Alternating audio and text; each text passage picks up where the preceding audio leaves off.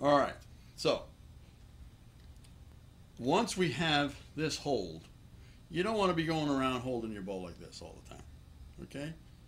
It's not necessary. It's not necessary. We don't really ever do that, actually. You're not holding your bow with this hand. As I said again, you're balancing your bow with this hand. So what do I mean by that? What do I mean? Well, we need then the violin, actually. The violin is going to be up like this. We're going to talk about how to hold the violin again and talk more in detail about that. But if you'll notice, I'm holding my bow this way. All right, so I'm going to need my violin. Hold on. All right, go. I'm going to need my violin then to show you what I mean by this. Don't hold the bow. Don't grip the bow. You're balancing the bow just like this. Your violin is being levitated, and we'll talk about that and how you get your violin to be levitated. In other words, my violin is up in the air. Basically, I'm talking to you, and it's it's still up in the air. It's not sagging down, and I'm not holding it up with my other hand. It's stuck in there. How do I get it stuck in there? Well, that's only taken me about 50 years to figure that out. But the bow is not really being held. Get that out of your mind. You want it to be just balanced. And look what I'm doing. I'm holding it straight up and down. I'm not going like this and waiting and then going to play. I don't do that.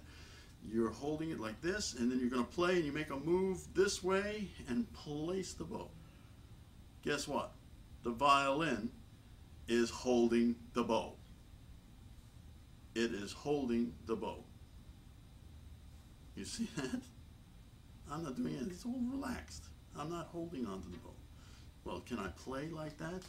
Well, because I'm trying to make the bow one with the string, I just place it on there and just relax into the string while the violin is being levitated, and I pull the bow with the rest of my arm, primarily the forearm. It's a forearm stroke. So I'll be on the D string, and I'll grab the string, and then a sound comes out. And it looks natural. It's not that difficult. I get a nice sound from the bottom of the bow, the heel of the bow, the talon, to the tip of the bow, like that. All right, so I'm not holding on to the bow and trying to play like this. Oh, I've got to find that. Where's that string? I see it. I'm holding on to my bow. That's the sound you're going to get. You're going to get a very ugly sound. You want to get rid of that sound. You want it to be a very, very direct sound, and you want it to be very, very clear. You're looking for a very clear sound. This is the way to do it. This is the way to approach it, the way to think about it. That brings us then to, that brings us to what you're going to do with the rest of your arm. Once you've got this shape, you hold that shape. Just hold it like this. And start moving your forearm out and in, just like it was the hinge of a door. Now, I'm sure those of you who have played the violin before, you've heard this from your teachers ever since you were like 1 year old. And it's this movement. That is so important. Now, the problem that comes from this is when you have to combine all of these things together. This movement with this movement with this movement all together. That's a combination of ideas that go together. Now, it gets more intense if you add the motion of the upper arm. This part of your arm, right up here.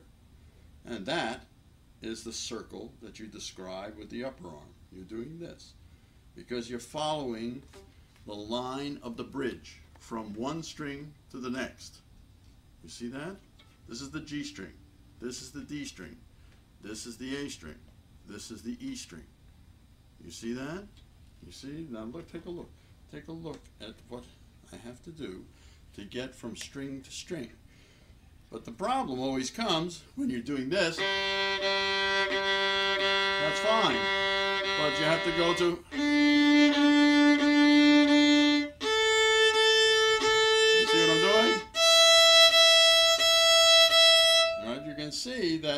if I do this motion in the upper arm correctly, when it's supposed to happen, exactly when it's supposed to happen, I'm going to get... I'm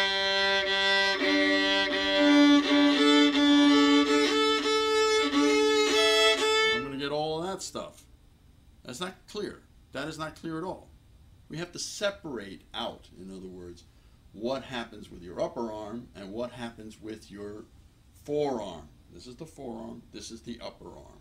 Forearm, upper arm. Exercise that, exercise that. Forearm, now upper arm. You're training your muscles.